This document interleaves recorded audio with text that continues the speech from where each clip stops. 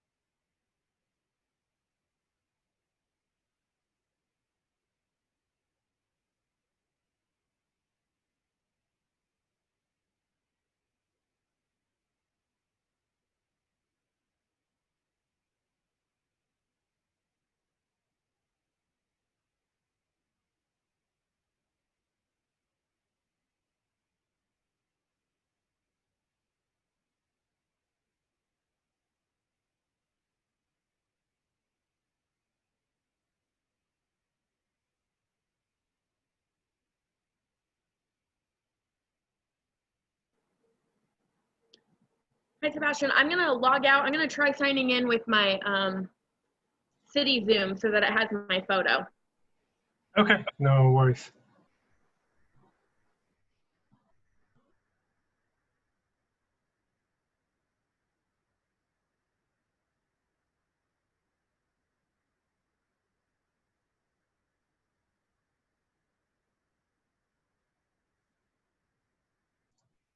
Hey, Ty. Hey Sebastian, how are you? Good. How are you? Good. Is this an acceptable background? I can't find my other backgrounds. It works for me. Okay. SCCP is not strict on that. Just Yeah, FYI, I'm recording right now. Thank you. Appreciate you mentioning that. I'm going to mute myself. I just wanted to make sure I was able to join, and I'm going to just pull up some of my notes. Sounds good.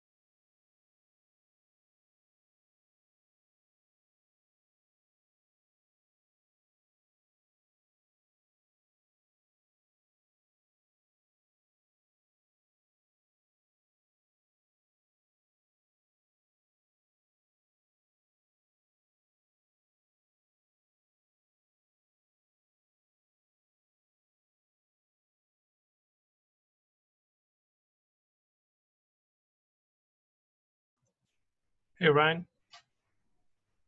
Hey guys.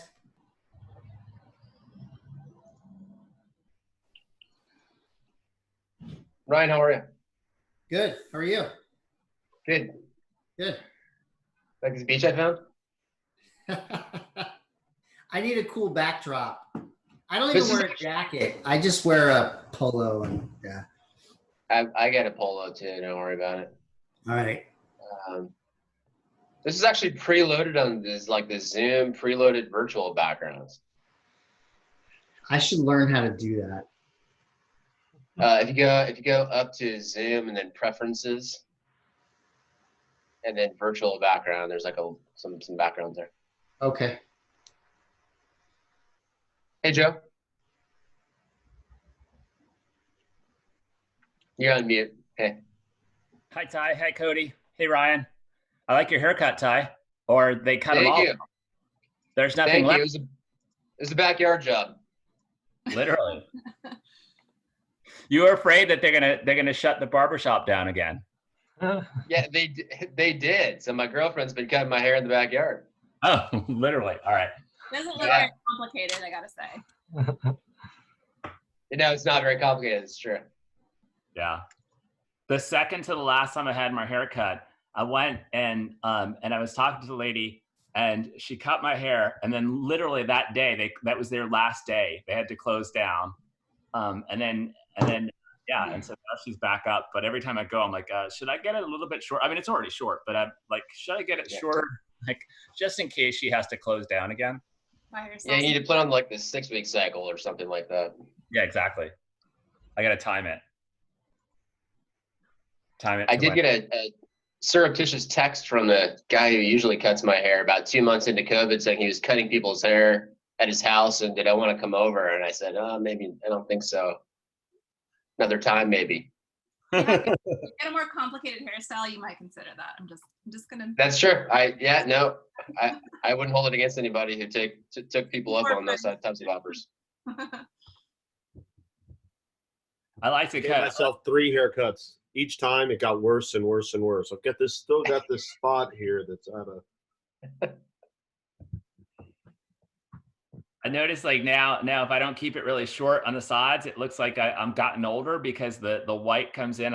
It's all right here, all my temples where all the white is, and so then it starts getting bushy and there's more white hair, and they're like, oh my gosh. I'm in the same You are boat. getting older. You are getting older there, Joe. Literally, quite literally today. Yes. Happy birthday, Joe. Is it your birthday? Yes. Hey, happy birthday, Joe. Today is my birthday. First day of Happy Libra. Yay. I'm a Libra. Oh my gosh. There's a lion in her house. I didn't expect to get that response. Yeah.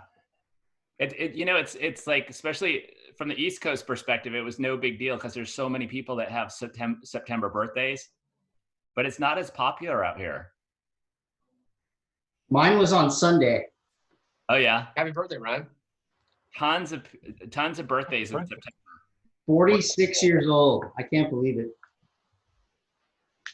Are you 46? Yeah. Wow.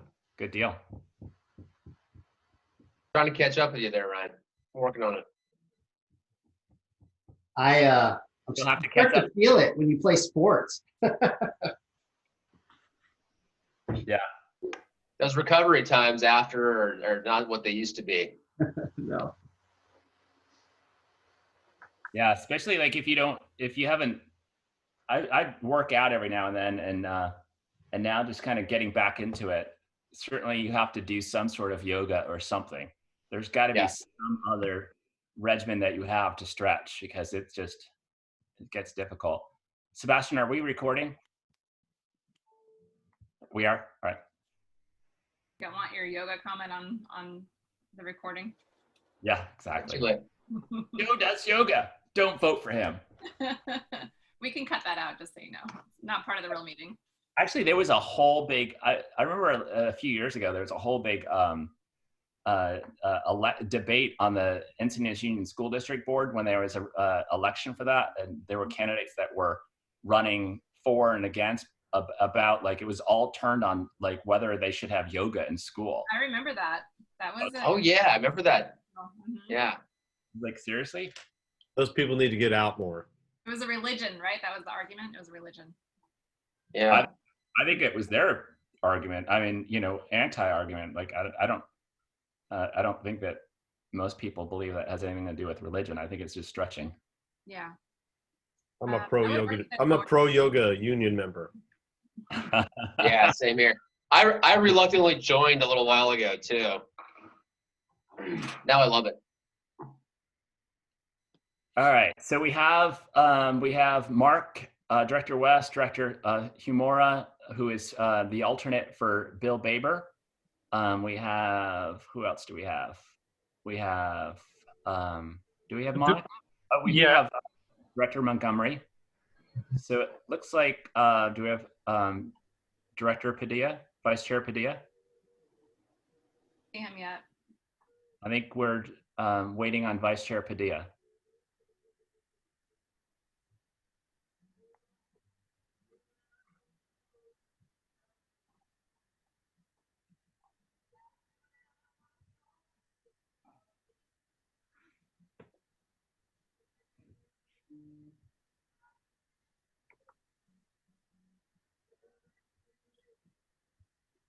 Sebastian, can you give me a thumbs up when Vice Chair Padilla enters? Yes. Thank you.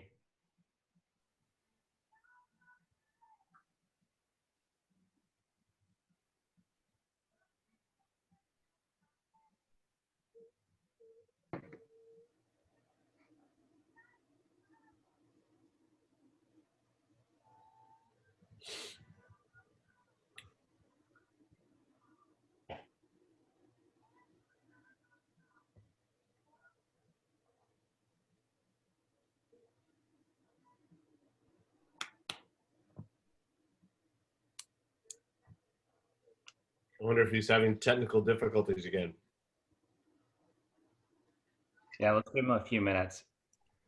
Yeah, he is. I'm texting his assistant to try to get him on.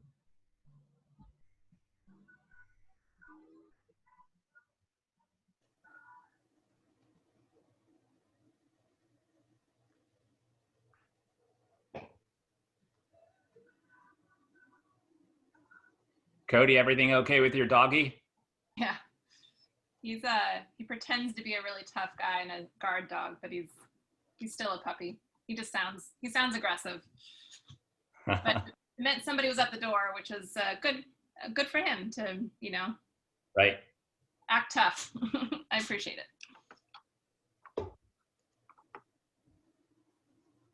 Not like my dog. I have a golden retriever that's probably larger than your dog and would just lick you. Mm-hmm. That's what he'd really do, but he wants you to think he would do otherwise. Yeah. I don't even remember hearing my dog bark. Oh, that's lucky. Oh my God, you should try having a marama. This thing barks, it wakes up the entire neighborhood. I've never heard of that. It's the Italian version of a Great Pyrenees. Oh, okay. Interesting. Yeah, they're cool dogs. Mm-hmm. But it will definitely hurt. There's no doubt about it. Hurt your ears.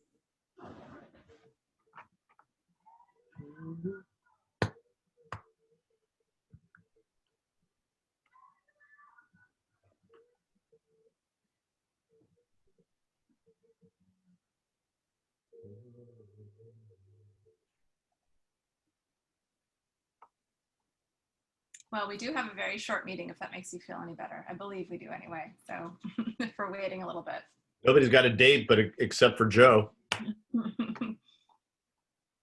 It's all good. You're important enough, West. Thank you. I appreciate it. I try to be. I'll put off my whole birthday for you. We could start with a little yoga if you guys would like. Oh, that's a good call. Joe should lead. Exactly. Meeting just took a turn. Somebody turns in, we're all doing downward facing dog, and that'd be awesome. Got Be a good look for us.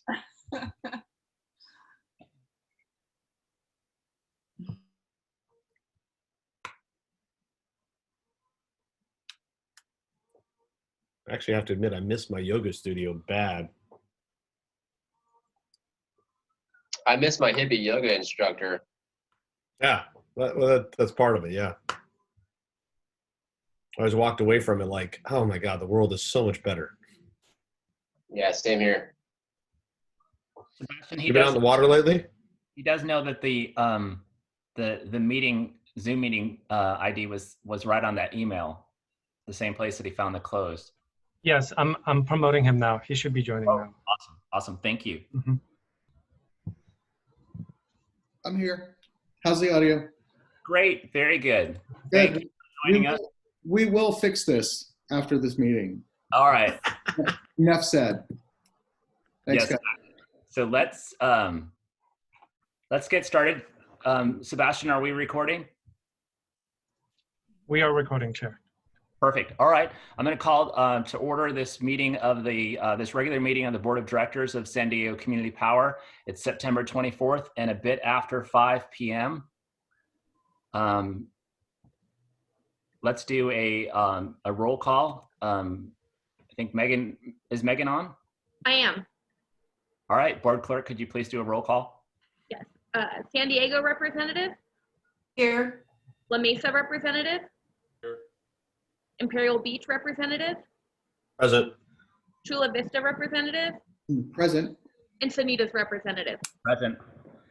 Please join me in the Pledge of Allegiance. Hand over heart. I pledge allegiance to the flag of the United States of America and to the republic for which it stands, one nation, under God, indivisible, with liberty and justice for all.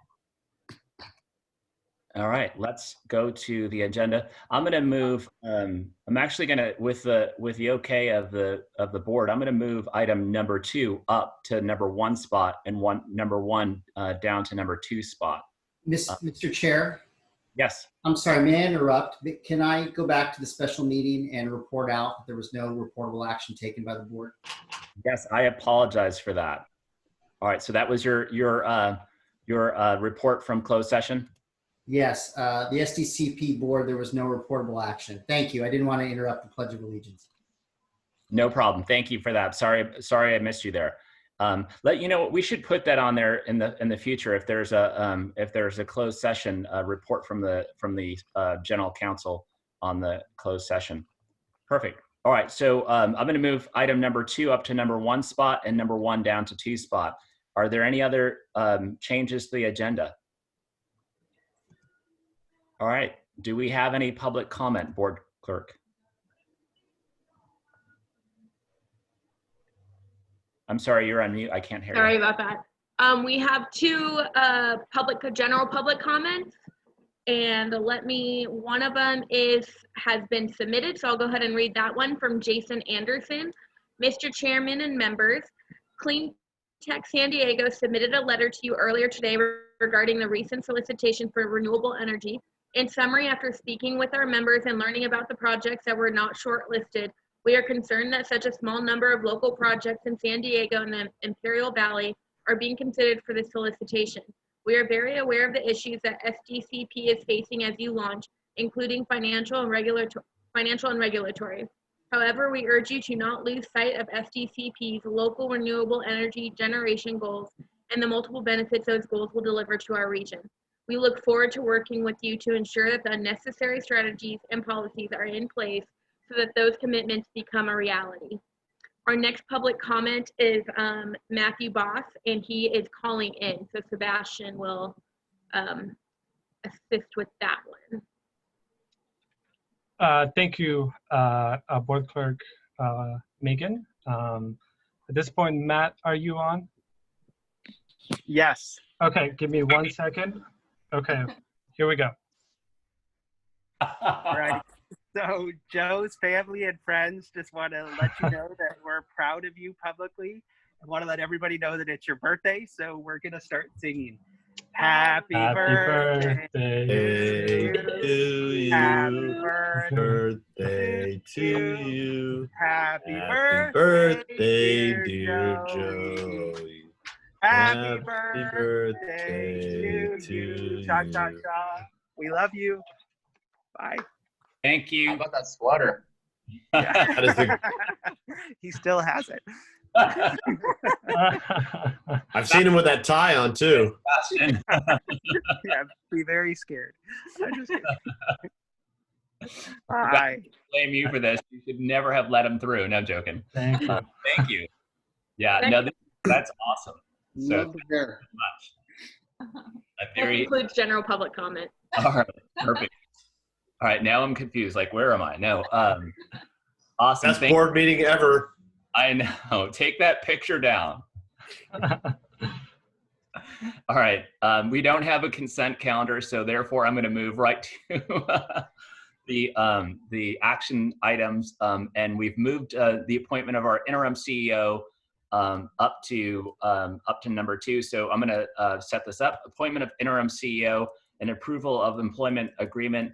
The recommendation is to adopt resolution appointing Bill Carnahan as interim chief executive officer and approving execution of an employment agreement with Mr. Carnahan and substantially the form attached here too, with non-substantive revisions approved by the chair and reviewed and approved as to form by general counsel.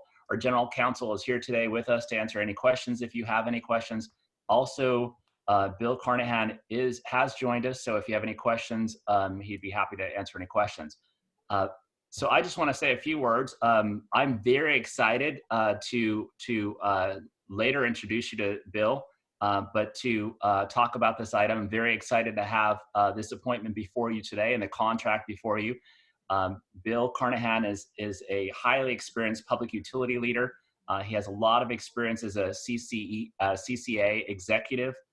He served as interim CEO of Clean Power Alliance, which is the CCA up in Los Angeles and Ventura counties. He served up there from 2017 to 2018.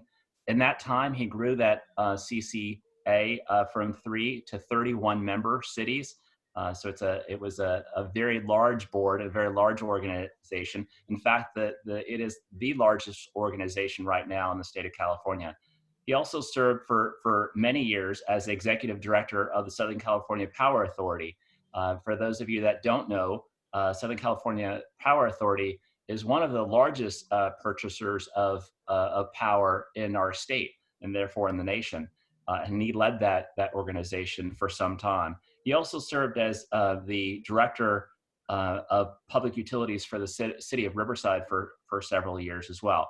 So he's a really experienced utility executive. He comes to us at a very critical time. We have a lot of issues going on and with launch, and so he's really an important person that is coming onto our team at a time we're really focused on launch, and he's going to help us with that and help us build a team that's going to move us through launch.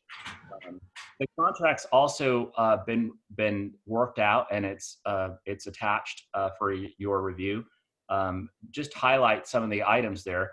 The salary is $295,000 annually. It's a 1-year term contract. Because he doesn't, he's not getting any benefits such as health insurance or pension. We did give him 15% in lieu of those benefits. There's a $500 a month allowance for automobile. So when we are back to meeting in person, he would be expected to be traveling to wherever we're meeting. $100 for technology allowance. Also, there will be an allowance in the future for housing. That's to be determined in the future when we actually start to meet in person. So again, very excited to have this item before you and to introduce you soon to Bill. And I think the contract is a very appropriate contract, and I hope that you'll approve this. And so let me turn it over to our general counsel or to Vice Chair Padilla if he has any comments to add.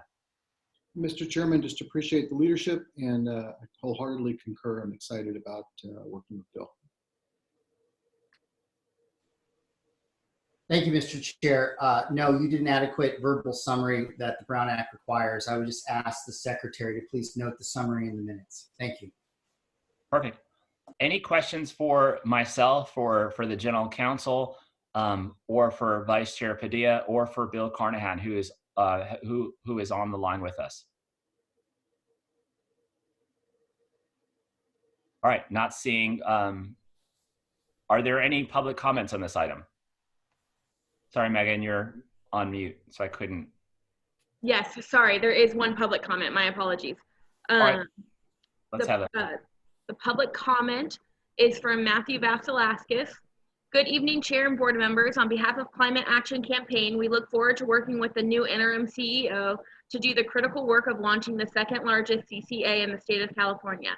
It is our hope that shortly after his appointment, Mr. Carnahan will meet with the Community Advisory Committee, civic, business, and community leaders, and other key stakeholders to learn about our region's journey to public power and the vision for an inclusive, decentralized, 100% renewable energy future that is climate resilient and safe. Thank you. And that concludes the public comment. Excuse me, Mr. Chair. I made a brief mistake, and we have two that was submitted right before I sent it over to Megan. So if it's okay with you, I'd like to read it into public record since Megan doesn't have a copy of it. Sure, please do. Okay, 1 second, please. This comment is from Tara Hammond. And she planned to submit a comment but does not wish to speak. And the comment reads as follows. Good evening. I was pleased to hear Cody Hooven was selected as the top candidate for the SDCP CEO role, as her values and vision for SDCP align with what so many of us advocated for and hope our CCE program would offer. I am disappointed to hear that she isn't being given the opportunity to fill that role. I am hopeful that Mr. Carnahan has been made aware of key elements in the JPA which so many fought to include: building local rooftop, creating programs which benefit communities of concern, paying family-sustaining wages, offering rates lower than SDG&E rates, and innovative climate-related projects led by a community partner that supports our regional climate and equity goals. I encourage Mr. Carnahan to have meetings with the public to learn more about the community's wishes for STCP. And that concludes those comments. Thank you. Good comments, thank you. And I agree with Tara insofar as, those are values of this organization. And so this board is gonna stand strong on those values in terms of 100% renewable energy, local energy projects, and really working with all of our stakeholders to make sure that they have a voice in this organization. And so I look forward to introducing our new interim executive officer to them as well at the Community Advisory Committee and other forums as well. So I'm going to move that we adopt this resolution appointing Bill Carnahan as our interim executive officer, and also approve the execution of the employment agreement with Mr. Carnahan substantially in the form attached here too. Second. West, so moved. All right, we have a motion and we have a second by Director West. Board Member Montgomery, how do you vote? I vote yes. Welcome, Bill. Look forward to working with you. Board Member West, how do you vote? Welcome, Bill. I'm excited for you, just like everybody seems to be excited today. So yes, look forward to working with you. Board Member Himura, how do you vote? Aye. Vice Chair Padilla, how do you vote?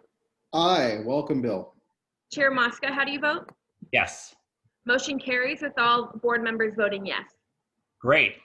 Awesome. So let me introduce you guys to Bill. Several of you already have met Bill, but for the viewing audience, Bill Carnahan is on the line. And Bill, did you want to say a few words? Yes, if I could just take a couple of minutes. Can you hear me? We can. Okay, thank you. Thank you, Mr. Chairman, members of the board. It's truly an honor to be chosen to serve as your interim executive director and be able to serve the agency and its member cities. You represent, in my view, some of the finest, progressive, and forward-thinking cities in all of California by your efforts thus far. SDCPA has come a very long way in a relatively short period of time and has done it successfully with the help of a dedicated board that's supported by their local city councils, a small but energetic and dedicated staff members loaned by the cities to the agency, and expert consulting talent. For that, all of you should be very proud. However, much remains to be done, and I look forward to becoming a part of that team to help to successfully get us to the finish line. As your website says, to create a path to 100% clean energy. As locally controlled, not-for-profit energy provider, while supporting economic vitality by providing cleaner energy at competitive rates and funding local renewable energy projects. I have had a fairly lengthy career in the municipal electric, joint action agency, and most recently the CCA world. I do it because I believe the principles and approach this assignment with a great deal of excitement and will pledge to work tirelessly on your behalf to do my part to assure success. Thank you all very much. Thank you, Bill. Thank you so much for joining us, and thank you for those words. I think that you guys can hear and see right there why we chose Bill. He's a critical leader for us at a really good time. So thank you, Bill, and look forward to working with you. Bill starts as of October 1st, but he's already rolled up his sleeves and has already started talking to folks and looking at what needs to be done. Yes. Perfect. All right, let's move actually to, we're going to go back to item number 1 on our agenda, which is the Operations and Administration Report from from the Interim Executive Officer, Cody Hooven. Great, thank you. Pulling up my report here. Okay, so the first item we have on this monthly report is around staffing. So last month I shared with you all that we were moving forward with some recruitments. We have some pretty critical needs coming up, specifically in a few areas. The areas of highest urgency and need for us are in the regulatory space and also in the power services space. So since the last meeting, we have put out 2 recruitments for directors in both of those areas. And true to kind of the values of our organization and what we hear is the intent of the board, we've distributed those announcements pretty broadly to our member cities, on our social media, through our networks and our mailing list, and also to a series of trade organizations that we listed in the staff report. And they include things like the Association of Women in Energy, the American Association of Blacks in Energy, Hispanics in Energy, and the National Utilities Diversity Council. So we're seeing some pretty good responses to those. The positions close on Sunday, the 27th. So anybody watching or want to repost one more time for us, we'd appreciate that. And we're excited to have more hands on deck to help us, which is the theme of the evening. I'm very excited about that. The next item, actually to wrap that item up, item A in this report, we would like to move forward with a couple additional positions, and I'll be working with Bill on those to update him and talk those through. On the next item, power resource solicitation. So we have, again, a couple of updates for you there. We, if you recall, are moving forward with both resource adequacy procurement and RPS procurement. And that's through a couple of mechanisms, both putting out our own procurements and our own solicitations, as well as responding to SDG&E's RFOs, is what they're called, requests for offers. So we're still working through on our own end. We put out actually a second resource adequacy RFO, and we're still working through a shortlist on our renewable power solicitations. In the response to SDG&E's solicitations, I mentioned this last time to you all that we responded to their solicitation for RPS power and received back a notification that we were not selected for those power resources, and we followed up with a meeting. And we feel that being a very large portion of their customer base and those power contracts procured on behalf of those customers that are now moving over to our services, and through their stated intent to want to depart the procurement market or the procurement space, we felt that we'd like to revisit that and one, ask them why we weren't selected, and two, see if there's any opportunity for additional discussion, and they accepted that. So we will be meeting later, mid-October, to continue those discussions, and hopefully those will be fruitful, and we'll continue to keep you posted. On our response to their resource adequacy solicitation, we did just receive notice, I believe last week, that we were selected in their shortlist. So we will be moving forward with those as well, and we'll keep you posted on that. Those should be wrapped up fairly soon, probably sometime in October. That's it for the summary on power resource solicitations. The third item, item C, is. Can I interject a comment? All right, sure. Just connected to the public comment tonight from Clean Tech San Diego, and they also sent us a letter. And I just want to publicly say that I think it's important that we're meeting with Clean Tech. They're an important stakeholder of ours, and that we should be meeting with them to just kind of communicate with them, their board, and all of the folks around that table, that we are looking forward to collaborating with them. We do want to work with them. And though some of these solicitations may not include some of their energy developers, in the future, we're certainly looking for more long-term power, and we're looking to build more generation within San Diego region. And so we definitely want to partner with them. And I think it's important that you and Bill are meeting with Clean Tech to make sure that they're aware of our desire to work with them, and that they shouldn't feel like they're shut out, but they're a part of this organization, and we hear them. Great, thank you. Yes, I definitely appreciate their feedback and their input, and I probably join their meetings or meet with them multiple times a month. So they're valuable stakeholders for us. I'll continue on to the next item. This one is just an update on our policy matrix. So if you recall, we attach this every month, and we have a series of just kind of housekeeping policies to complete, and we show you our progress, what's actually in progress, what's been completed, and what we think is upcoming. So I won't spend really a lot of time on that, but the few that are maybe most interesting are both the bid evaluation criteria. That's something that we're working on to look at how to evaluate our bids, and inclusive and sustainable workforce policy, which we are working on and would like to bring to our committees and eventually to this board, as well as we have invited Calpine to come and present to you all, and maybe at the next meeting or so, around some of the policies that they're going to be helping us with that relate to our customers. So things like terms terms and conditions and of enrollment and a net energy metering policy and those types of things. So lots to come, just giving you a quick update there.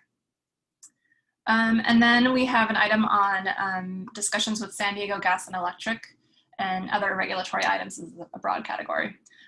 So further discussions on San Diego Gas and Electric relate to enrollment in our schedules. So another item that we've been keeping you up to date on.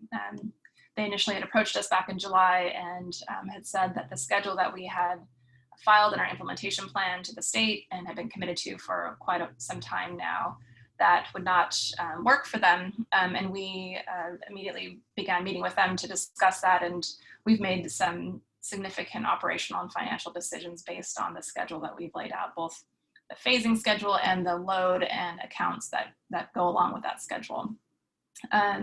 And we've been working through that with them, and they are agreeing to be collaborative, and we've gone back and forth on revising some of our accounts to match their needs, but maintaining both the schedule that we've originally set, which starts in March of next year, and then also making sure that it aligns with our financial and operational needs. So once we come to a resolution there, we'll be updating this board with that information. And then the last item is regulatory, and this, we've been quite active in this space, and there's a lot more I think we have to do here. And Ty Tosdell, our regulatory counsel, is on the Zoom. So I'm going to turn it over to him to give you some highlights. Thanks, Cody. Appreciate it. Good afternoon, board members.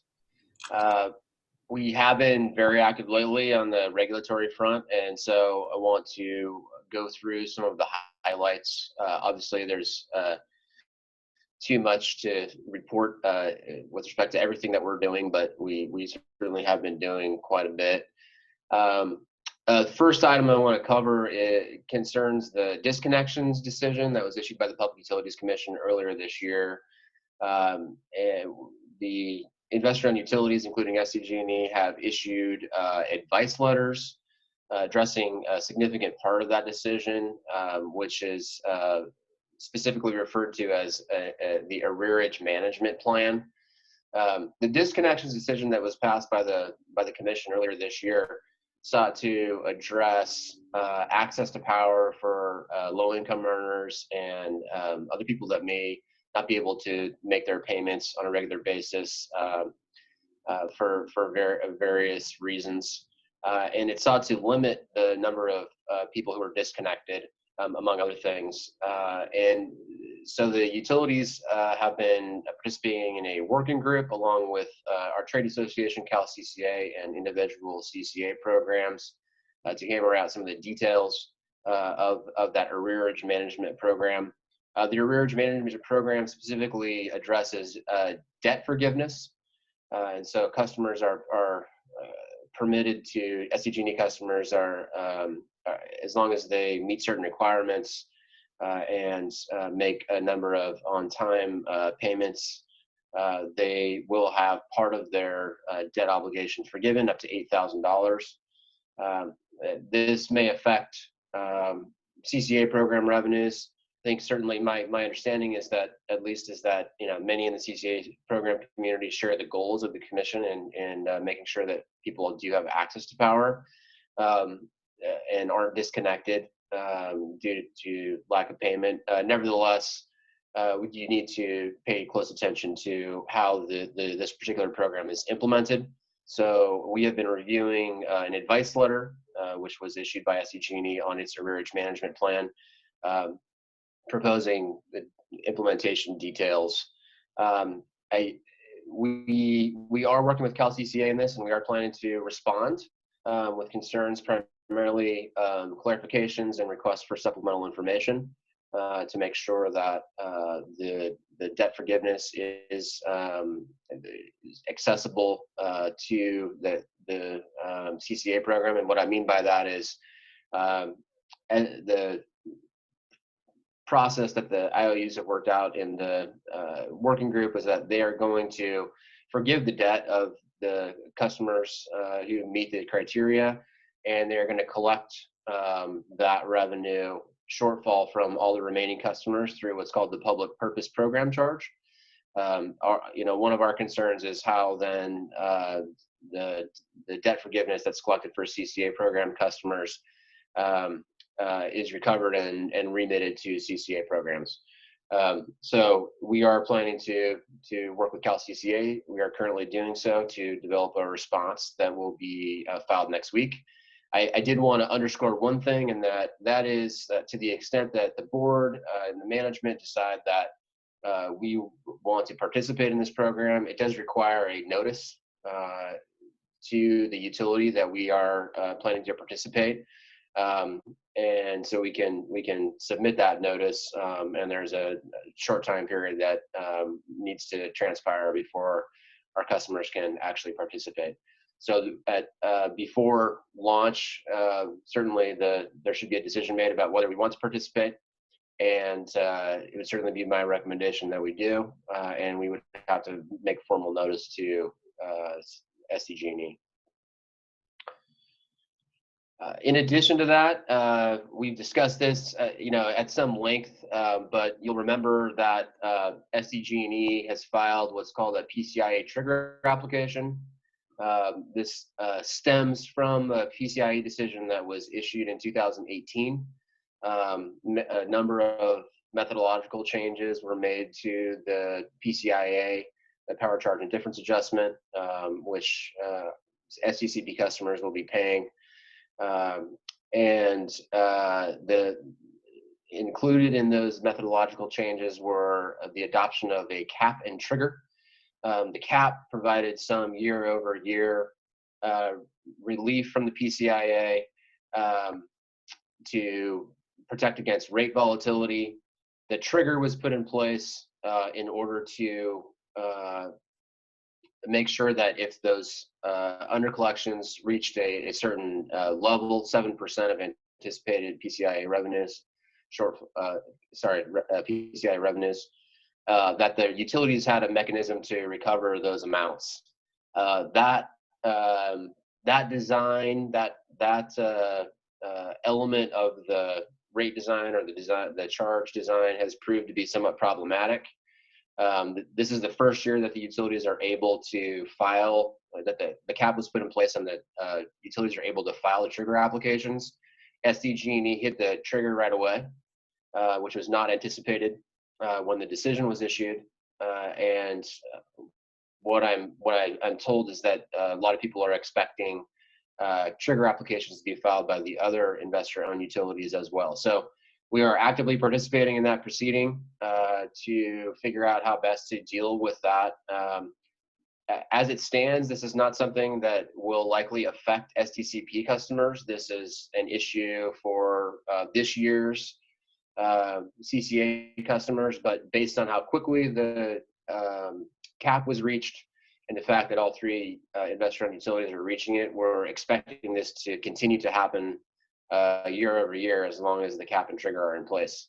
So one of the issues that's emerged out of this process is whether to do away with the cap and trigger. It's something that we have been discussing extensively internally with Ms. Hooven, with my staff, with other staff members at SDCP, and trying to determine what the best course of action is in the proceeding.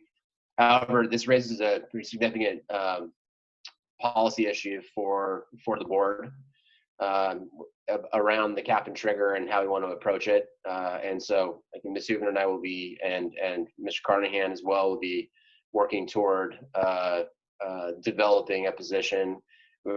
We are certainly in consultation with Cal CCA about this, and we understand that there have been a lot of discussions about that at the board level with other CCA programs in terms of taking a position as a CCA community. So certainly, the PCIA continues to be a big issue and problematic issue for CCA programs, and I wanted to make sure that the board had all the current information. And certainly, I think that this issue around the cap and trigger is going to come to a head sooner rather than later. We are expecting PG&E to file a petition for modification to remove the cap on the PCIA. We have not seen that, but that is the expectation out there. And so if that occurs, then we will be fighting. Certainly, we will certainly file a response to that petition. But long story short, I think that this issue is going to be top of mind and going to be addressed in the near term. There was a comment made sort of off the cuff at a recent Public Utilities Commission by Commissioner Guzman Aceves that the PCIA cap and trigger may need to be revisited. That was framed in terms of, a burden on bundled customers due to departed load and CCA program customers, leaving the utility. So I just do want to stress that this is going to be, I think, a high priority issue over the next couple of months. Let me stop there to see if there are any questions about that. I've got a couple other items that I want to report on, but since that is such a high profile issue, I do want to stop and see if anybody has any questions about that. Did anybody have any questions for Ty on that item?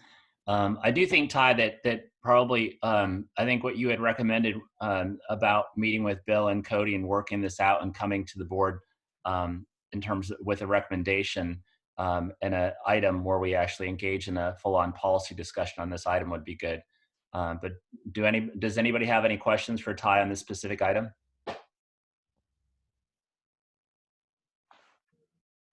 All right. Okay. All right. Thank you.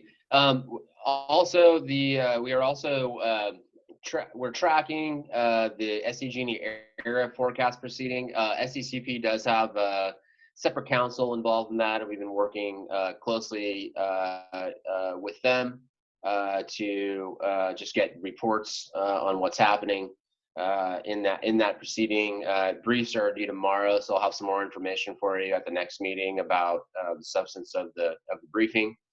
That again is where the PCIA rate is set for the next year. So it is a regular annual proceeding that we will be engaged in presumably each year. So we'll be regularly hearing about that. And then finally, SDG&E submitted a separate advice letter seeking approval and cost recovery methods for what's called backstop procurement, and it was there was a decision issued in integrated resource plan proceeding last year, which was, I think it's fair to say, heavily criticized for the way it was ushered through the commission, but it was all done in very short order. But long story short, it instructed the load serving entities, the IOUs, the CCA programs, and the DA providers to increase their procurement of system resource adequacy, and it also extended the life of the once through cooling plants, like the one in Carlsbad. And although that one's wasn't part of the decision, but it's that type of facility. And this decision in the IRP proceeding leaves STCP in an awkward position.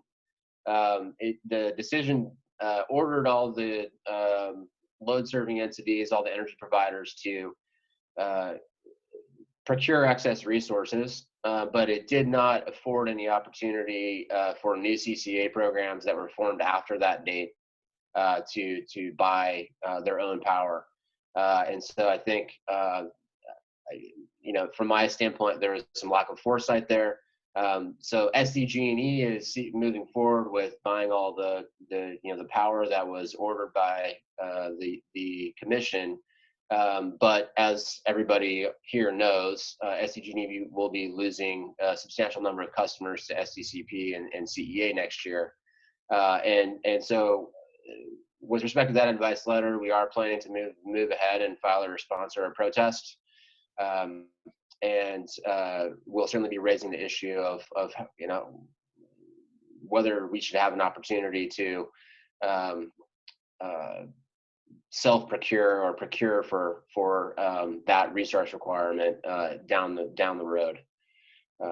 So I think this is, you know, another one of those issues that is difficult and due to timing and the startup process. But we'll see if we can get some sort of relief on that as well. And that concludes my report. Happy to answer any questions. Excellent. Question. Ty. Any questions for Ty or for Cody? I have a question for Ty. Yes, Director West. So that last part of the discussion you were having, where we would become the get the ability to actually procure that energy. I think that's a very interesting. If that was to move forward, how long do you think we get an answer or to that become reality? Well, Director West, I appreciate the question. It's a little bit of a difficult. Go ahead. I'm sorry. No, I didn't mean to interrupt. Go ahead.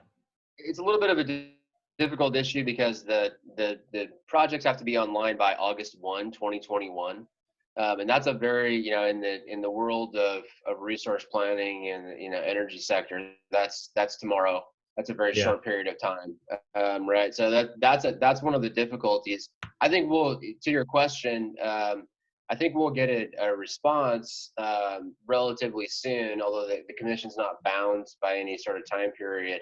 But I would expect that we would get a response on that certainly before the end of the year. It's hard to predict, you know, exactly when we would get a response to that. I do think that this situation that we find ourselves in really does underscore the need for the portfolio management measures that are supposed to be part of the PCIA proceeding to move forward, and for programs like STCP to have the opportunity to access some of the resources within SDG&E's portfolio, you know, now that they're going to be downsizing in their customer base.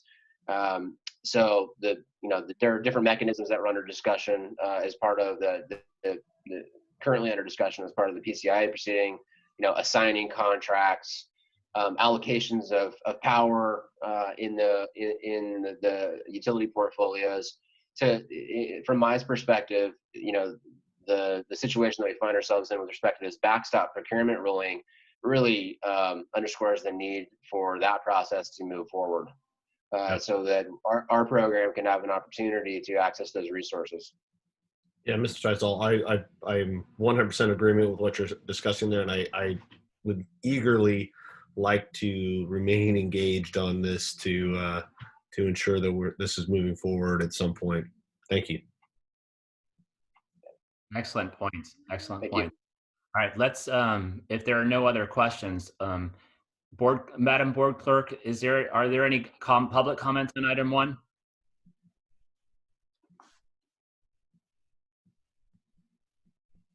Chair Mosca, I had one more question. I'm sorry. Yes, Director West. It really goes back to something I asked last board meeting was if we were able to obtain, and this is for Ms. Hooven, if we were able to obtain from SDG&E a written schedule of their rollout of the new building process. Did we get anything from them? I know we had discussions, but we received something in writing so we can make sure that it meets all our timelines. We have not yet, and what we've decided to do is just propose to them something in writing, and we plan to share that with them probably in the next week or so. Okay, great. Thank you. And Director West, some of those conversations are merging into the conversations on these solicitations. And so, you know, obviously our goal is to launch when we said we're going to launch, and also work with them on the procurement of some of the power that they purchased for our customers, our mutual ratepayers. And so hopefully we're staying on course, but there are also opportunities for collaboration to work at something that makes sense for both SDG&E and STCP in this situation. Yeah, I agree completely, Chair Mosca. It's something I asked for in the last one. I just wanted to make sure that it's something that wasn't forgotten, and obviously it wasn't. You guys have been talking about it, and I appreciate the update there, Chair. And I just want to, I want to make sure that we are collaborating on both sides to make sure that we're meeting goals for everyone. And I think that those are great things. So thank you. No, I mean, I think in the beginning it seemed like we're kind of like passing ships, if you will. You know, Yep. SDG&E is saying, you know, this is when this is when we can launch because this is CIS, and we're saying no, this is when, you know, state law says this, and this is what we're following, and we've followed every step, and here's our timeline. So it's kind of, I think we're still in some ways paralleling each other, but we're also starting to work together to make sure that we're meeting. Great, thank you. Makes sense. So, all right. Any other questions for Ty or for Cody? And then Megan, did you say there were no public comments on this item? Correct. There's no public comments. All right, perfect. Let's receive and file those reports, and we will move on to item number 3, approval of CEO job description and initial SDCP organizational chart. And I think our general counsel, Ryan Barron, will take this item. Yeah, thank you, Mr. Chair.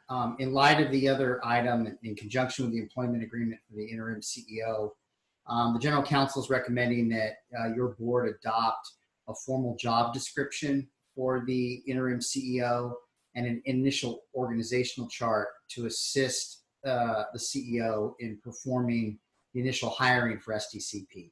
And on that, I'm going to turn it over to Assistant General Counsel Nick Norvell. Thank you, Mr. Chair and board members. So just to go through some of the details very briefly, consistent with the agency's joint powers agreement, the proposed job description provides that the CEO's responsibility would include, but not be limited to, responsibility for day-to-day operation and management of the agency and its CCA program. That includes overseeing the administration, finance, staffing, marketing, public affairs, power, planning and procurement, supply operations, local energy programs, and legislative and regulatory affairs. The proposed duties of the CEO would include hiring other SDCP staff, including other executive staff of the agency, who would have specific responsibilities over particular operational, administrative, and financial activities of SDCP, as determined by the CEO. And the recommended action would allow the board to make changes to the CEO job description in the future, if appropriate or necessary in the discretion of the board. Turning to the second aspect of this item, it is an organizational chart to assist the interim CEO with initial hiring and staffing. Our office conducted an independent review of the management structure of other large CCA JPAs in California, in particular Clean Power Alliance and Central Coast Community Energy, which was formerly Monterey. And we prepared a proposed draft organizational chart for the board's review and approval. The organizational chart would help, as I mentioned, guide the interim CEO in planning and doing some initial hiring. The proposed chart envisions 2 positions which would report directly to the CEO, a chief operating officer position and a chief financial and administrative officer position. The COO's duties would include oversight and management responsibility over power planning and procurement, customer programs, legislative and regulatory affairs, and communications and outreach. And the CAO's duties would include oversight and management responsibility for finances and rates, human resources, and then information technology. And I will acknowledge many of these roles and some of the items mentioned, they may be performed for a period of time by outside consultants that will provide those services to the agency, but eventually we would anticipate that they would be hired in-house. But this kind of provides flexibility to fill out the details of the organization. And those COO and CFO, CAO positions, below them would be directors, managers, or other staff as determined by the CEO. So the recommended action would adopt the initial organization chart for SDCP, and it would allow the interim CEO and the permanent CEO eventually to make changes to that organizational chart, provided that he or she comes back to the board and provides an update to you about those organizational changes. So, and just to briefly mention, that's consistent with the job description we prepared, which provides the responsibility for hiring to the CEO. So it would ultimately be the CEO's determination of how positions are structured, how hiring is done, who reports to whom, et cetera. And on that note, I just wanted to mention that in our conversations with Mr. Carnahan during the interview process, it's his intent, even with the delegated authority, that he wants to keep the board informed of any changes to this organizational structure and bring it back to your approval, regardless of what delegated authority you provide. Very good. Thank you, Ryan. Thank you, Nicholas. I think that the key term here is initial. This is the initial organizational chart. I think that's important. I think that with our kind of incoming interim chief executive officer, he should have the ability to and have the flexibility to put together an organization that's going to help us launch and help us reach all of our goals. And so the board really has all the confidence in Bill Carnahan to do that. And so this is just an initial organizational chart, but it's not etched in stone, and it can be changed. And so I would imagine in the future that Bill and his senior team will bring us adjustments as they see fit. Any questions for Ryan or for Nicholas?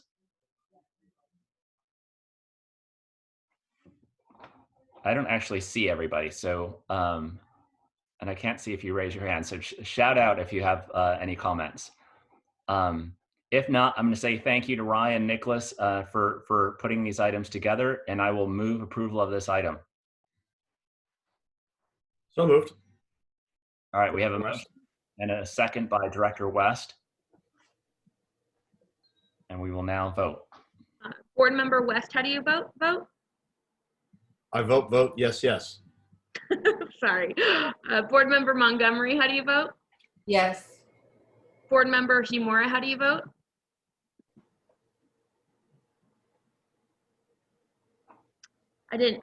Sorry. Board Member Himura, how do you vote? Aye.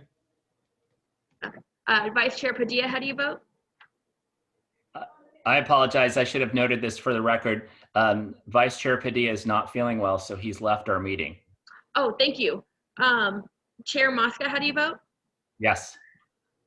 Motion carries with all board members voting yes. All right, let's move to the next item, and that is approval of the San Diego Community Power brand messaging and logo. And I guess, is that, Cody, are you taking this item, or do we have anybody on from Civilian? We do, but I'm going to take my prerogative and introduce Sean because I'm pretty proud of this work that they've been doing. So we brought, go ahead. I was just saying you should be, because they've been great, so. Yeah, we brought Civilian, and they put together a great team, and we brought them on a few months ago now, I think. And, it was a little bit of a leap of faith because they haven't worked on a CCA before. But they have just been proving themselves again and again that they were the right choice. They're a local firm and a B corporation, which is all very exciting things and aligned with who we are and our values and our mission. So this is a exciting, it's maybe relatively small in the grand scheme of things, but such a tangible presentation and item for us to discuss. So I'm gonna stop there. I just wanted to give that little introduction. So I'm gonna hand it over to you now, Sean, with Civilian. Thanks for the intro, Cody, and thanks everyone, board chair and members of the board, for giving us your time again this evening. It was good to see you again. Good to meet you last month. Sebastian, if we can kind of start scrolling through the slides. Last time when we first met in August, we kind of laid out a path for how we were going to build out the plan and how we were going to get you to market from a marketing standpoint. What's nice is 1 month later, we're here showing you some work. So we're excited to kind of show off kind of our process and how we landed where we are. The agenda for today on the next slide is we are going to, oh, look at the double bullets there. We're going to share with you our message platform and some different tiers involved with that. We're also going to share with you the first component of the brand identity, which is the logo. And then we'll talk through some next steps. I'm going to take you through the slides in a pretty quick fashion, and we'll have time for questions at the end of it. But just so you know, also joining me today is Kim Coots, who is our Director of Strategy and Outreach. And some of you have met with her and worked with her so far. So she was the architect of a lot of this thinking. So if you have any in-depth questions, she will be your gal to answer them as we go through this. But first up, let's start with the messaging platform. Oh, you know what? I'm sorry. We're going to go with our approach first. We bring this slide to everyone just to make sure that it's clear that we have a process for this. We tend to take in as much input as possible and then wean our way down toward a recommendation as we go through. So the discovery process that you were involved in last month was us soliciting information from a variety of sources, both looking at industry standards for all the other CCAs that are part of CalCCA, what's worked for them, what hasn't worked for them. Us just looking at the landscape in general and applying general marketing best practices. We also did a series of listening sessions. So we asked a lot of questions about what it takes to make a great brand and what SDCP should represent here in San Diego. We asked the Community Advisory Committee. We met with you. We met with city staff. And we've been working obviously in lockstep with the SDCP staff team. All of that has led us to a place where we are right now, where we're going to be looking at our logo as well as our platform draft. Let's start with messaging. And one thing to bear in mind as we go through all of this is we start big and then kind of drill our way down here.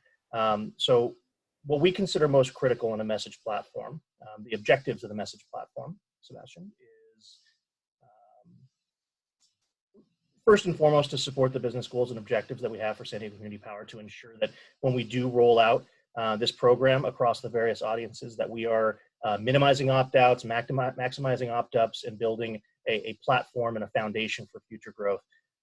We do want to very clearly and simply communicate the benefits of SDCP and a CCA in general and the offerings. It's really critical, and we talked about this last time, to establish credibility and trust. We want to make sure that the customers who are being introduced to the notion of a CCA for the first time have utmost confidence that we will deliver flawlessly for them. We also want to position SDCP specifically as a regional thought leader for CCA because this is such a huge market and there's so much at stake. We want to again spark that confidence from the beginning. And a lot of what we talked about last month were establishing what the current perceptions of CCAs in general or community power in specific here in San Diego, what those perceptions are, whether there are perceptions, right? There's an awareness issue that we want to get past as well. And there might be some lingering credibility issues based on campaigns of the past. So we want to understand what those current perceptions are so that we can drive them to a better place and where we want to be. So those are the goals of this positioning. And we can start, like I mentioned, large scale, big picture with a sort of what we call an umbrella positioning statement, which should be on the next slide here. As a neighborhood not-for-profit, San Diego Community Power provides future-focused energy choices and a clear path to 100% renewable energy for today and as a legacy for future generations. This is sort of you can call it our mission statement from a marketing standpoint. This is going to guide every piece of communication that we move forward with. It's sort of our end-to-end positioning. And what we do is we start with this large umbrella statement, and then as mentioned before, we kind of build our way down. So you can see in the next slide, we take that large scale statement and then we break it up into a series of what we call messaging zones. And each of these 4 quadrants represent a different line of argument that we're going to want to deploy depending on who we're talking to, what the context of the discussion will be, and what the communication that we want to get out of it is. So those zones are basically arguments and conversations about San Diego Community Power. It's major benefits. It's customer-driven choice, it's future-focused, pragmatic and proven, and it's neighborhood not-for-profit. So what we're going to do now is we're going to start to get a little bit deeper. Again, we're going to start chipping away, go lower and lower down the totem pole to get more and more specific with what these messages and what their underlying proof points are. So if we go to the next slide, we'll see that we take that customer-driven choice notion and drill it down into a series of messages. So again, we're getting more and more tactical, more and more specific as we go. So why is customer-driven choice a good thing?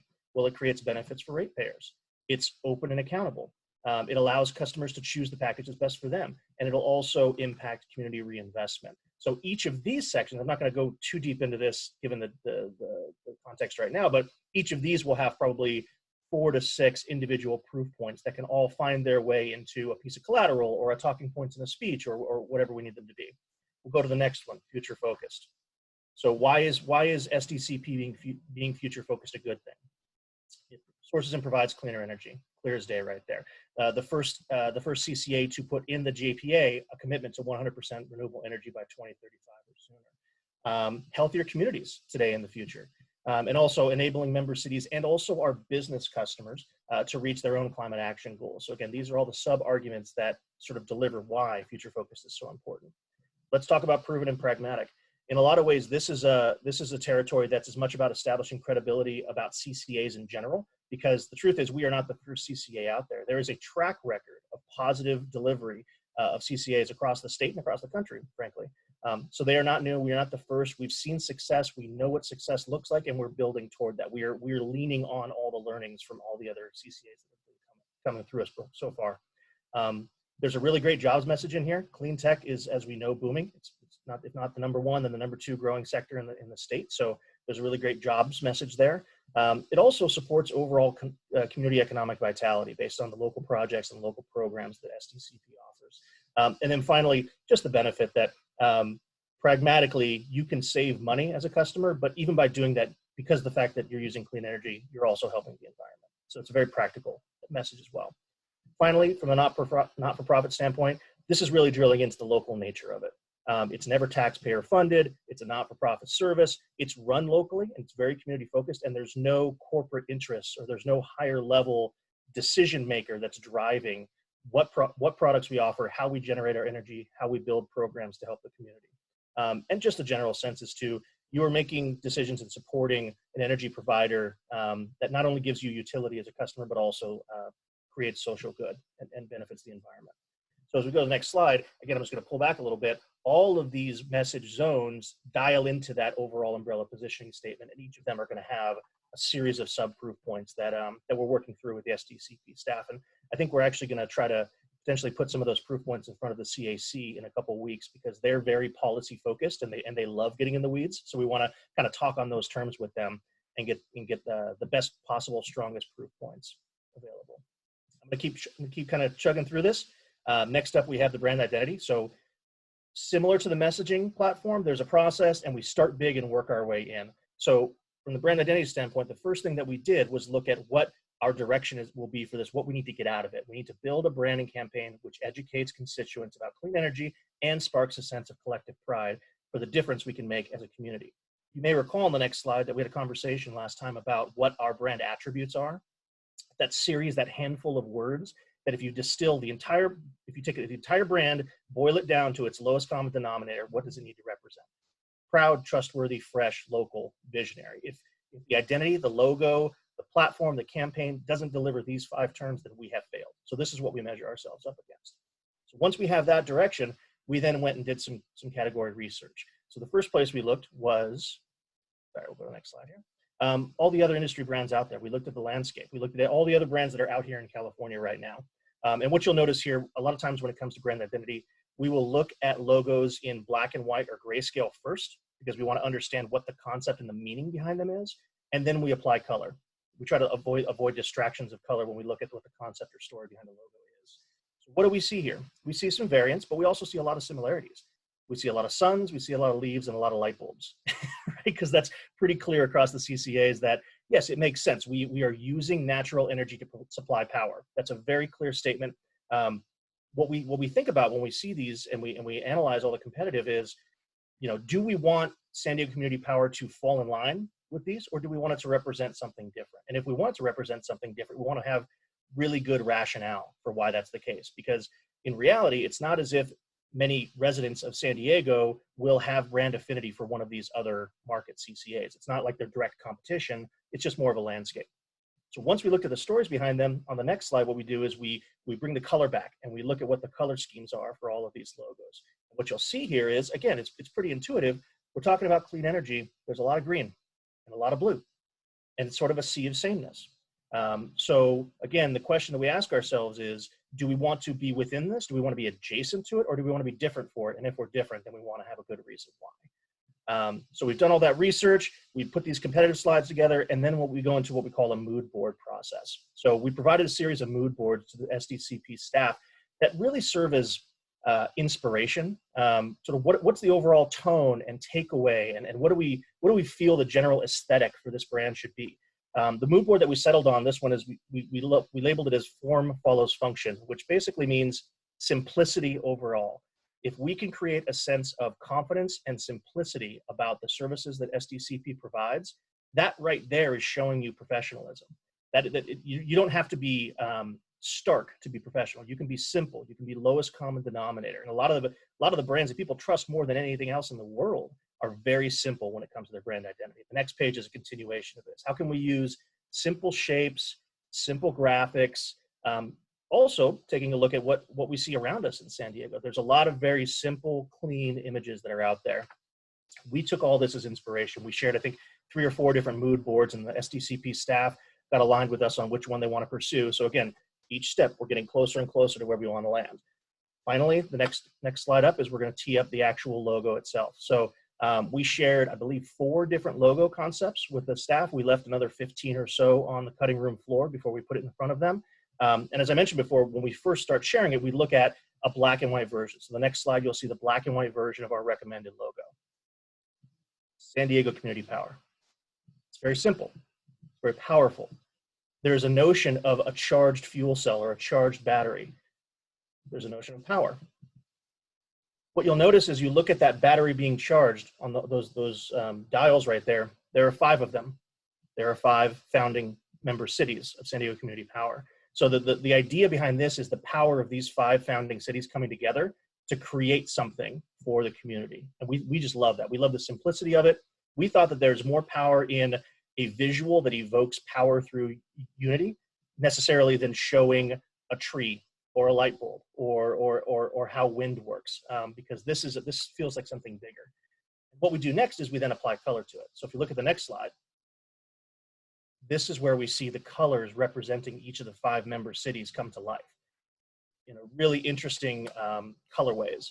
So each of those, if we break them down, each of them has a tie back to one of the member cities in your core sort of brand.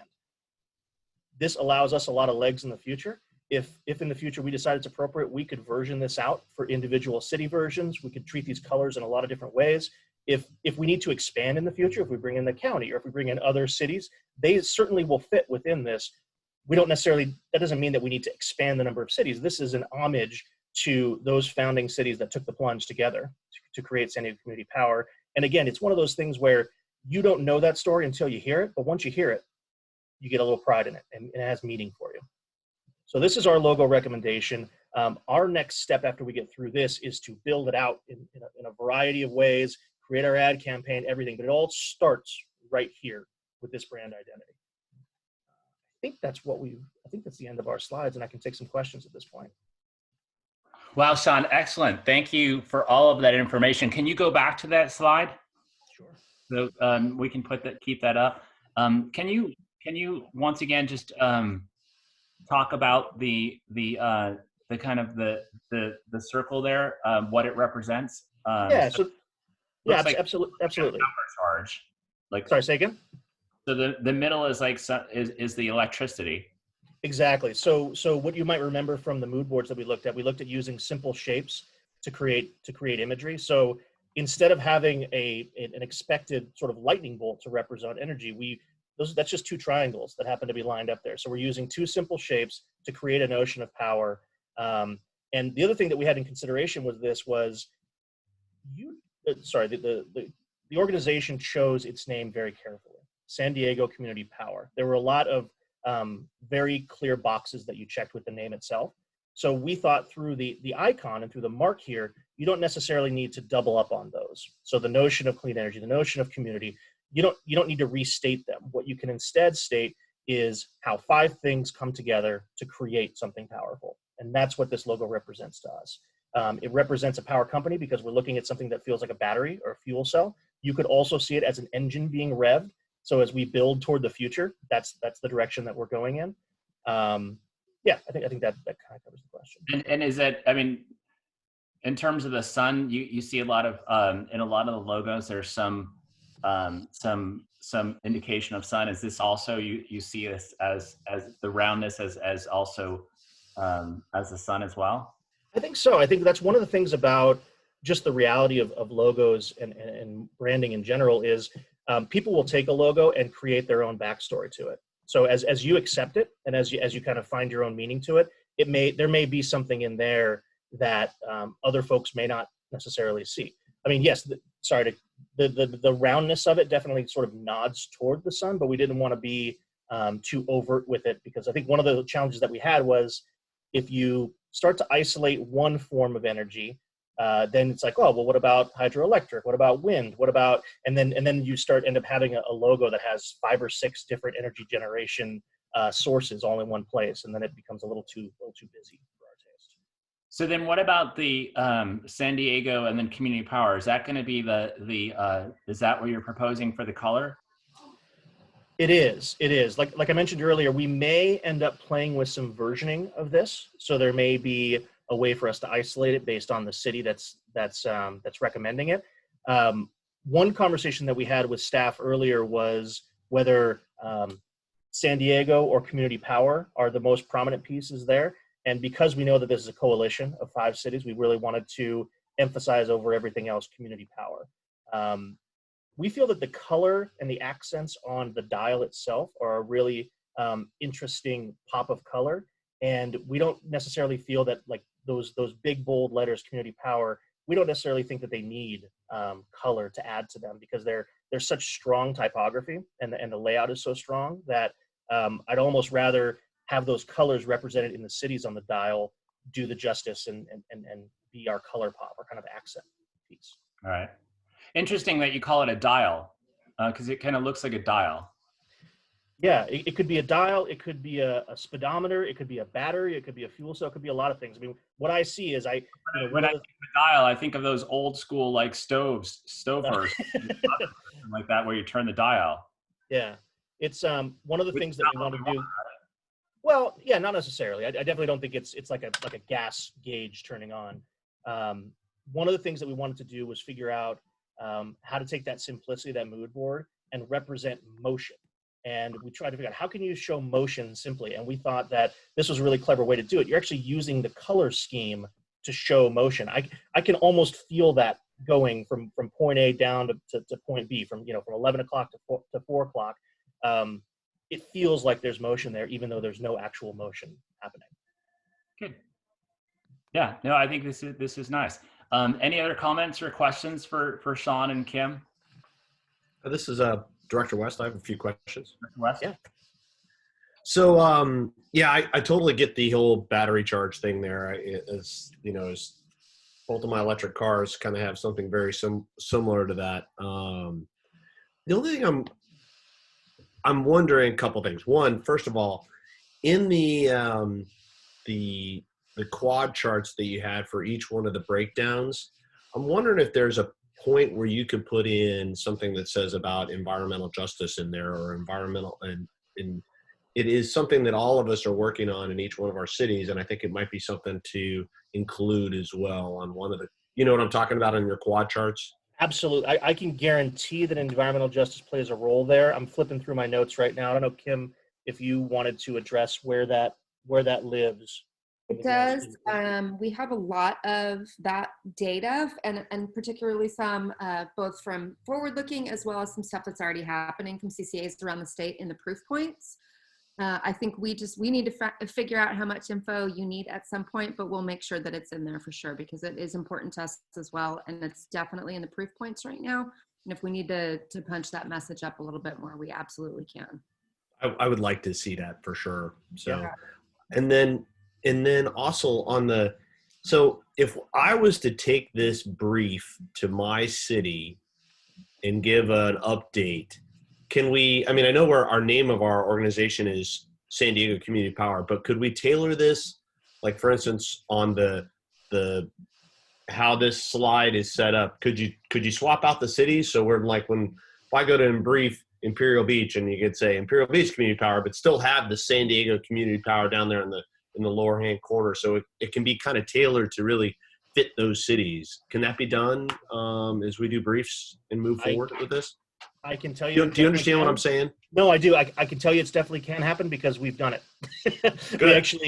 A previous version of this had that in there. I think we wanted to try to distill it down and not provide too many distractions in the presentation today, but we do have versions of this logo that are city specific with a call out to each of the cities. Think of it as like below the word power, a little bar that would say like City of La Mesa, City of Encinitas. And then the color scheme would be focused on the orange or the blue based on the corresponding city. So yeah, there'd be customized versions of this. You are reading my mind. That's exactly what I wanted to hear. So, and then last but not least, okay, so as a guy who's totally into the battery power and electric charging, I mean, I've got it all over my house. The only thing that I think is missing here is our commitment to one of the things that makes San Diego so amazing, and there's many things, but I have a strong passion of going to the ocean, and I was wondering, you know, I kind of was hoping to see someplace a little wave in there too, and so I don't know about the rest of the board, and I will defer a little bit to them, but I really think I would like to see a wave at some point on this, because I think that that's super important to all of us, and it's our commitment to green energy and is a commitment to Mother Ocean, which is super important to me. What I can do is paint the context behind why we decided against that, and then we can have a conversation about kind of where please do. where we landed. Please do. Tell me about it. Tell me about it. Absolutely.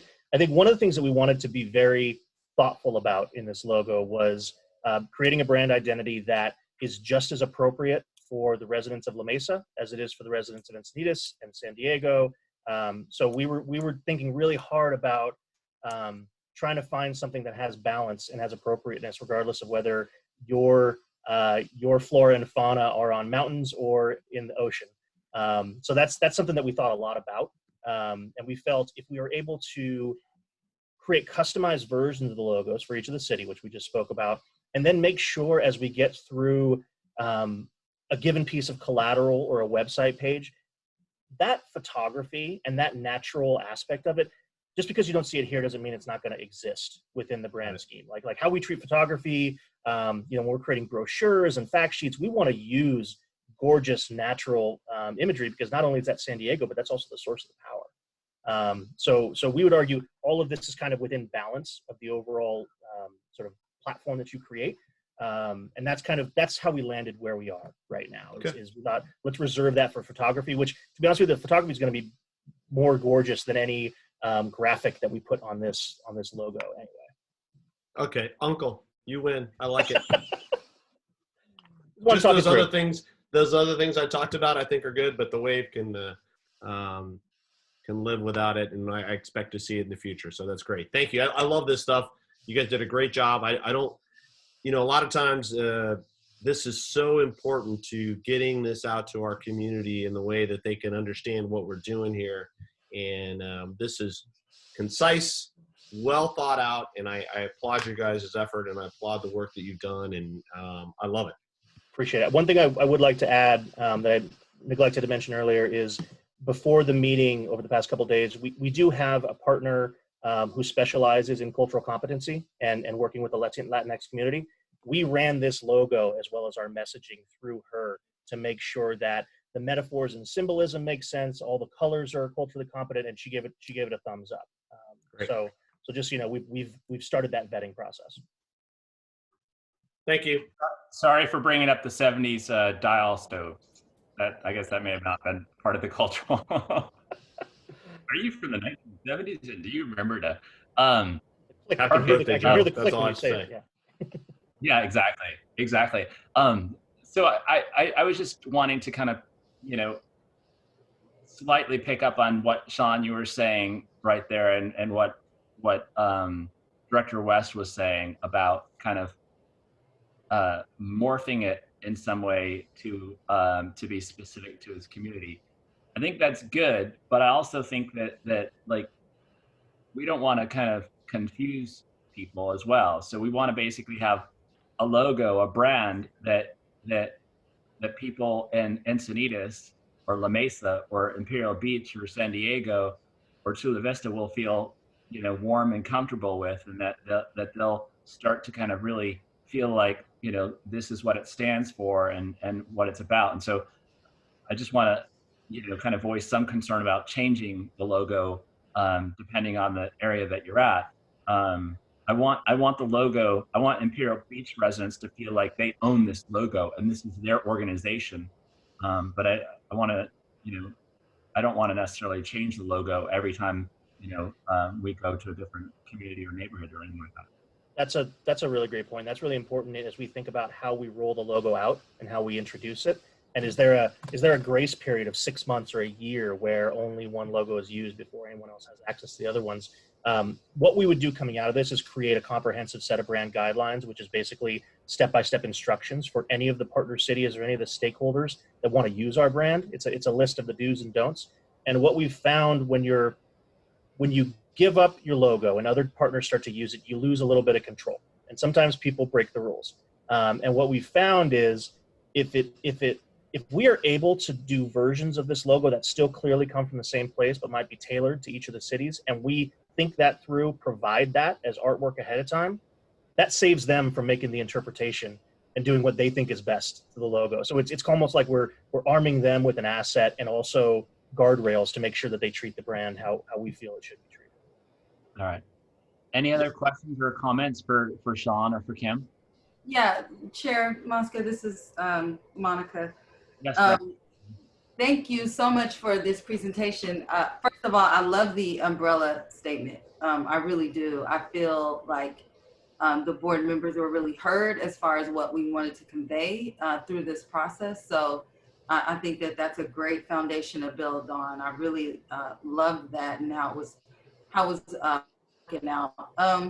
I also, I really appreciate going through the presentation to get to the logo because I didn't have that when I first looked at it, and so that, now I'm like, oh, okay, I get it.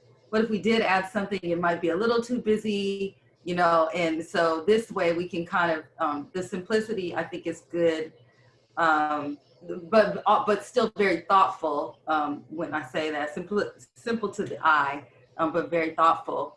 And I think that we can definitely work with it. And so I'm looking forward to kind of seeing how we'll be able to build on it, what it will look like against different backgrounds. I think it's good. I think it's good. And so I appreciate all of your work. I think I had one more thing, but I don't remember, so it must not have been important. So thank you very much. Oh, thank you. All right, let's see if there's any other there's any public comment on this item. Megan, are there any members of the public that would like to speak to this item? No, there's actually no more public comments for any items on the agenda. Perfect. Thank you. Let's bring it back to the board. Are there motions? Any motion to approve this? Director West, so moved. All right. Thank you, Chair. All right. Motion by Director West and seconded by Director Montgomery, and now we'll vote. Board Member West, how do you vote? Yes. Board Member Montgomery, how do you vote? Yes. Board Member Humora, how do you vote? Aye. Chair Mosca, how do you vote? Yes. Motion carries with all board members voting yes. All right, great. Well, thank you, Sean. Thank you, Kim. Great job. And I guess we will see you in the very near future. Thank you so much. All right, thank you. Let's move to item number 5, which is the last item on our agenda, recommendation to approve employee handbook for the San Diego Community Power. And I believe who has taken this item is Director of HR for Encinitas. Right. I am here. Can you hear me? Yes, Tom. Yes, sir. Good evening. Thank you for joining us, and this is your item. It is, and this item is a recommendation to the board to approve really what is a basic employee handbook. And the purpose is to allow us, or give us some guidance or structure as we go ahead and recruit and onboard the staff. That we have 2 recruitments going on right now, and we have the new CEO. What it's not really an operations manual or anything like that, just a basic employee manual. And part of the recommendation also is to delegate to the CEO the authority to make modifications or add to it, such as operational matters that may come up. But also that would include in consultation with board counsel or general counsel, or the appropriate attorney would opine on that as well. And just one more thing on this proposed employee handbook. I had the help of Nick Norvell at BBK to review it before it went to the board. So he had some good comments, and we made those edits as well. So that's really the purpose of it. It's a basic handbook that allows us to move forward and start recruiting and onboarding staff. Great. Thank you, Tom, for your help on this as well. Yeah. Any questions for Tom? And any comments? All right, and there are no public comments on this item, and so I will move approval of this recommendation. You know why America loves a crime story? Director West, second. All right, we have a motion, and we have a second by Director West. And now we'll vote. Board Member Montgomery, how do you vote? Yes. Board Member West, how do you vote?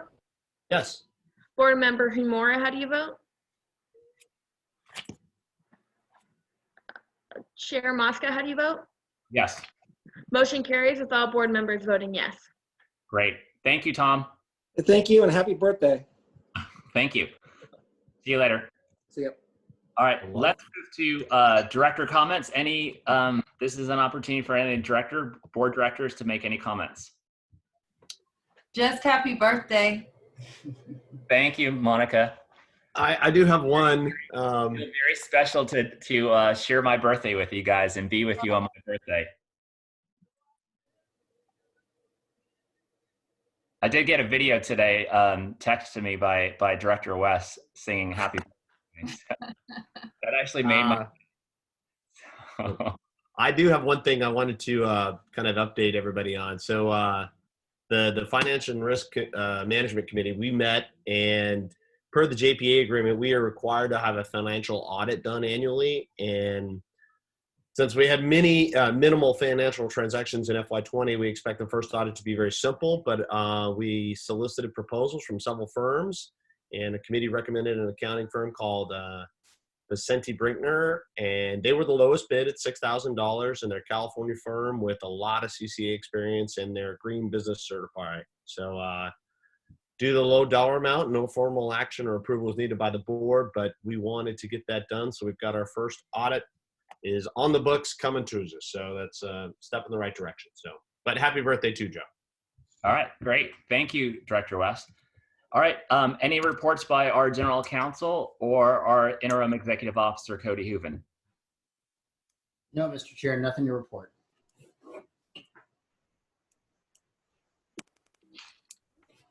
Nope, nothing from me. Thank you. Great. All right. Well, that concludes our meeting, and our next regular meeting is October 22nd. So I will see you guys then, 5 p.m. Thank you. Thank you. Thanks. Bye. See you guys later.